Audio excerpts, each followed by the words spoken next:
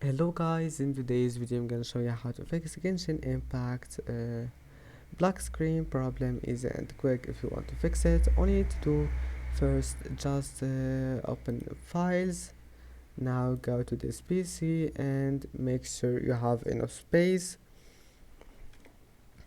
and now just go back and go to task manager, and then click you'll find it like that. Just click memory and close applications that takes your memory like Google Chrome, and after that right click on your PC and go to NVIDIA control panel,